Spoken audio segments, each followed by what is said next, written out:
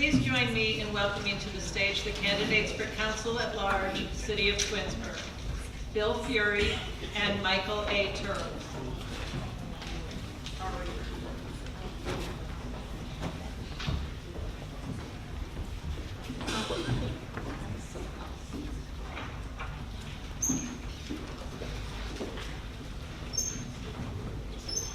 Okay, and the first one to go with their opening remarks will be Michael A. Turl.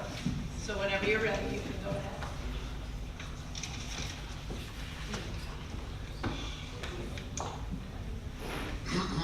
Good evening. Thank you to the Chamber of Commerce and PTA and Ms. Mary Kidd for hosting us here tonight. Yes, tonight we are more than likely going to hear two tales of two cities here, the city of Twinsburg. We're going to hear the rainbows and butterflies and everything is wonderful sunshine, and then we're going to also hear the truth. I was born and raised here. I've lived here my entire life. 54 years. I've had 4 addresses in Twinsburg. I've never really even left Ward 1. I live in a house that is a quarter mile away from where I grew up. I've attended all the schools in Twinsburg other than the new high school because I'm old. I volunteered for the Twinsburg Athletic Boosters since I've been 14 years old because this is what my parents taught us to do, to give back to the community. And I hadn't even received from the Athletic Boosters yet, but it's what we were taught, it's what we do. I still currently work with the Athletic Boosters. So that's like 40 years I've been there. The Band Boosters, I've always been active there.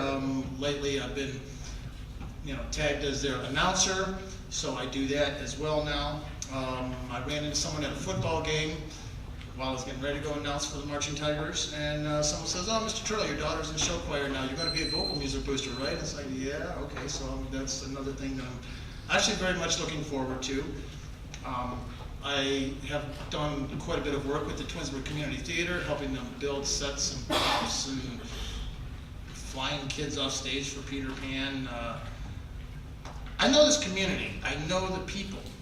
Like I said, I've lived here my whole life. A lot of people that have grown up in this community still live here, live in their parents' homes even. I know these people's concerns through my different walks of life. I've learned a lot of the newer people that have moved here, and I've known them for 15 to 20 years. I know many of the policemen, firemen, and service people personally, firsthand. I have great relationships with all of them. I'm not just at the events, I'm involved in these events. I immerse myself fully. Any way that I can help, I jump in. I'm not just doing a flyover at 10,000 feet. I have my feet planted firmly on the ground within this community. And I know the concerns of what these people need, of what all of you need, and I'm hoping to address those and make this the best possible city that we can for everyone's needs. Thank you very much. Thank you. Opening remarks from Bill Fury. Thanks, Mary. I appreciate you having us here tonight to talk. My short-term goal is to not have the buzzer go off at the end of the timer to all of you. My name is Bill Fury. I've been on City Council for 16 years. I've worked hard to try to do what I think is in the best interest of the city long-term. Mayor Yates talked about some accomplishments and things that had happened since then. We've built a fire station, we've built a senior center, we've built the ball fields at Liberty Park, the rec center. It's a fantastic place to live. It was a great place to raise my son who just graduated from John Carroll.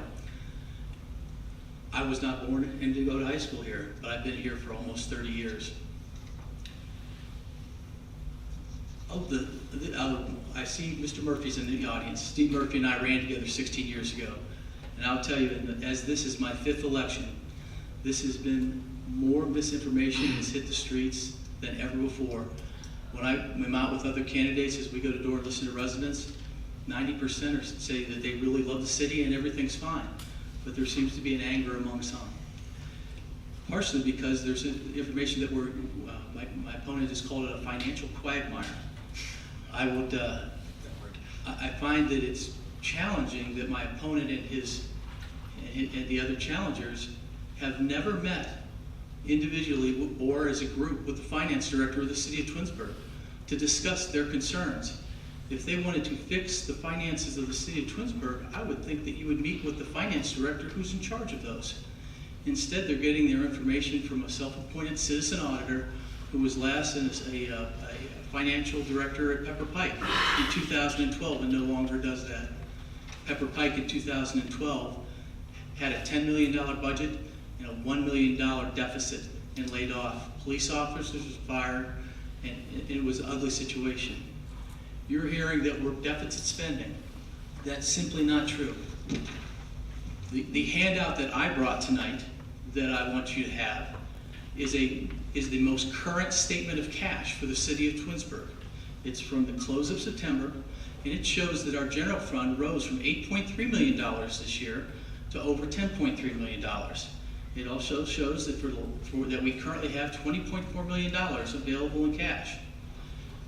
I just heard Mr. Steele say that we have not financed the golf course or clubhouse. That's true. The reason we didn't do that is we were giving it 1 year to ramp up, and we plan on getting a sub-3 interest loan put together by the end of the year. We've seen a lot of information, and I wish you check with the finance officers and the other candidates to find out where they're getting the information. Thank you. Thank you. Question number 1, Bill Fury, you will have the first response.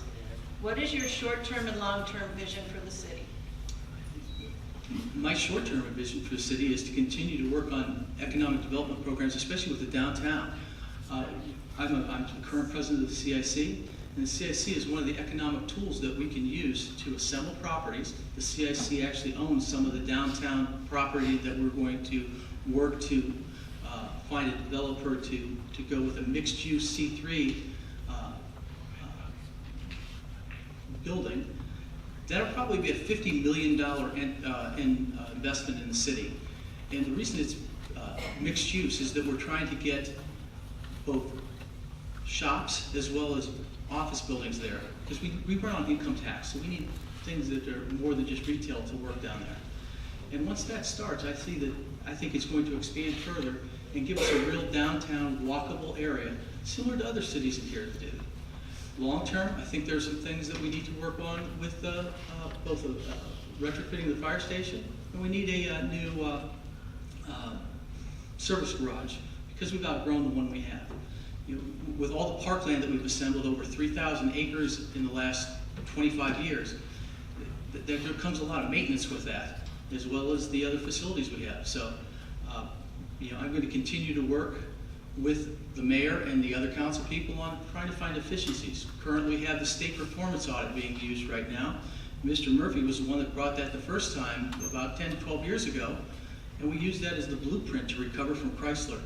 That's when we asked you, when Chrysler left, to raise your taxes by 0.25%, and when we had enough in the reserves, we were the only city in the state of Ohio to lower our income tax and give that back to the residents. I was part of that, and so was Mr. Yates, and so was Mr. Scapidi. Thank you. Thank you.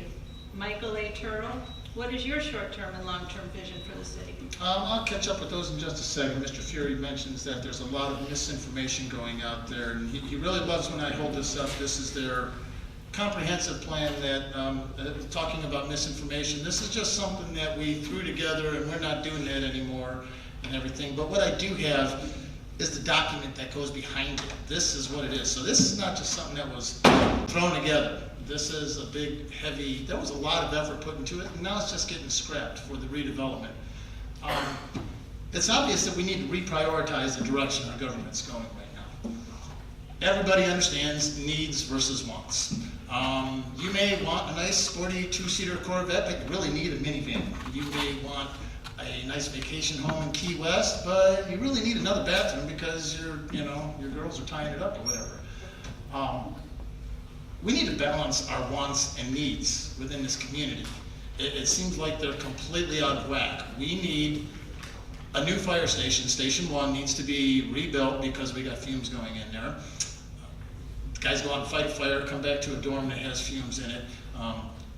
We should actually have a 3rd fire station because there was a study done that said that we need 3 stations. We need a new fire truck. Not many people know that we also need 2 new ladder trucks are going to be coming expired within the next 5 years. Those are $1.2 million a piece. The pumper truck that we need is $600,000, give or take. It's wrong. I understand the price has varied a little bit. We have $680,000 in the Community Improvement Corporation. That's done nothing in 6 years. Do we want something to wish on, or do we want a pumper truck that's going to keep your house from burning down? I'm going to get quick. My long-term goals. We need to streamline and reevaluate duplicate positions. I'm not advocating for any cuts in police, fire, or service. Those are the people we need on the streets. I would like to lease the clubhouse or eventually sell that and get that off the back. Thank you. Question number 2, Michael A. Turl, you will have the first response. How will you provide a positive climate for business in the community? Well, I would not open a restaurant to compete with the mom and pop shops out there. We have several restaurants right now that are, I wouldn't say they're struggling, but they have to work to pay their bills and pay their employees and put out a good meal and everything, and then pay taxes to an entity that directly competes against them that has lost as much as $70,000 a month. The city should not be in the restaurant business. We're on at least our second, if not our third chef. We've got a new menu. I have several friends in the restaurant business that are completely livid about this.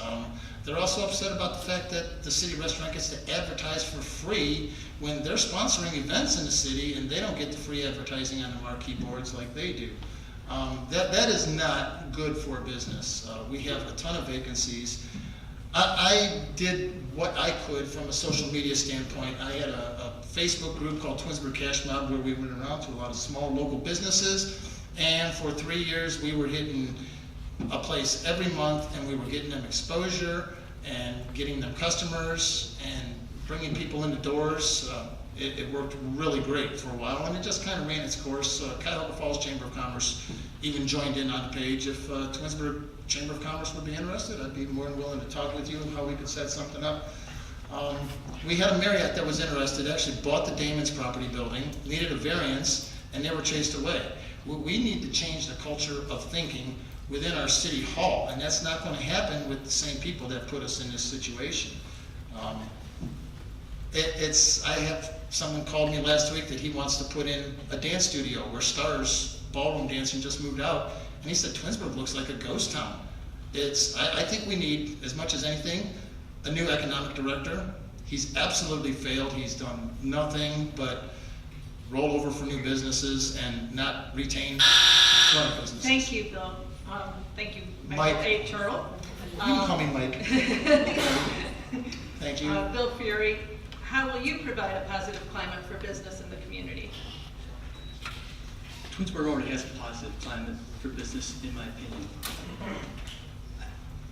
In fact, we have maybe the greatest success story in Northeast Ohio, where we've had a Chrysler plant that was closed, was sold, parceled out, and redeveloped, and is almost 80% filled already at Cornerstone Park.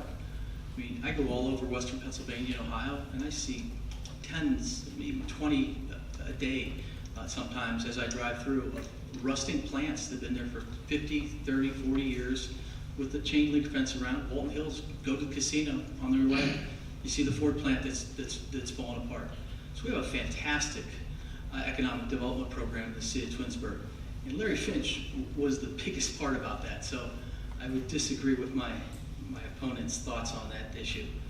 I'm also in charge of the Tax Incentive Review Board. We use top agreements, which are Twinsburg occupancy programs, so to allow people to move in where we credit them income tax for a certain period of time. We also have CRA agreements that are community reinvestment agreements, where you get a discount on your property tax if you're willing to invest in our community. I'm also the president of CIC, where we're working very hard to assemble property and bring in a downtown development. And as the mayor said earlier, we're very close to having that go through. We've assembled the property. We've got the prices for the others negotiated. It's going to happen.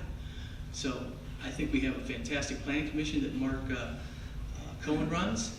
I see Ed Cancer's in the audience, who does the BZA. We're flexible with people that need to build and adjust through our ARB planning and BZA groups. You do a great job. I hope they continue to. Thank you. Thank you. Question number 3, Bill Fury, you will have the first response. What is your plan to develop deeper relationships with citizens? Well, one thing I do now is I stay off the Twinsburg Roundtable, because if I were to comment on something, I would see 47, attacks. So I stay off of that. I don't post a lot on social media other than pictures of my son and I playing golf together or doing other things. What I think we should do, in my opinion, what I plan on doing to continue to deepen that relationship with the citizens of Twinsburg is to tell them the truth. I mean, my vision of the money is not just made up on some arbitrary number that's on a campaign flyer. I've been on the finance committee probably 12 of the last 16 years. Brian Steele and I served 3 years together on this, and didn't make a single adjustment to the budget that we passed every year. I think I have a balanced budget this year because I'm $2 million over my general fund, and we never spend everything that's budgeted. And the historical data shows that. So I think it's important that I continue to work very hard so that I understand what I'm talking about, get information from department heads and others, and listen to the concerns of the residents, but to tell them the truth and not make, bogus claims that the world's ending and that we're going broke. It's simply not true. The city of Twinsburg has an AA2 credit rating. In the last 7 years, the only ding that the city of Twinsburg got on a performance audit or a financial audit was that we lowered your taxes because we kept our word. And Sam Scafidi and Ted Yates and I were there to do that. We're a fantastic place to live. I think the city's going great, and I'm really excited about continuing to serve as a councilman of the city of Twinsburg. I would like your support on November 5th and ask for your vote. Thank you. Thank you. Michael A. Turrell, what is your plan to develop deeper relationships with citizens? I feel that I have a pretty good relationship with most of the citizens, other than the ones that are on the Twinsburg Talk page, which Mr. Fury favors, or the Twinsburg Tomato, the local hate page, which thank God is gone. We have a long way to go to developing trust within our community. I was one of these people that would believe everything that I would hear from City Hall until I started asking some questions, and then I would get these answers that didn't make sense, and so I go and I get public records, and it's like, that's not right, and I come back and I say, hey, this isn't right, and then it's glossed over and the subject moves on to another, and then I get more public records, and it was a game back and forth to the point where I couldn't believe any single thing that I was hearing. So Mr. Fury is correct. We need truth, but we're not getting it. We're getting certain shades and variances of truth. There's no respect towards our residents. There's this arrogance out there. One candidate says about a bunch of people in Meadowood that didn't want the roundabout, you people don't know what you're talking about. We got this guy over here that likes to mock people and talk about red brick moments when he really doesn't know that was actually my finest moment. Yeah, there's the mocking.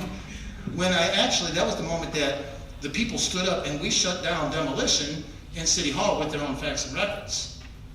And there's no relationship. You go into a council meeting, nobody goes because they don't really want to hear what you want to say. I want to change that mentality, change that culture, that people will want to come into City Hall and they won't be afraid to ask their questions. They won't be afraid to talk to somebody. Because if you bring anything in there that they don't necessarily agree with or they don't want to hear, you're immediately criminalized and then you're shown to the door. And you're stopped after 300 seconds with that. Thank you, Bill Fury and Michael A. Turrell. Thank you.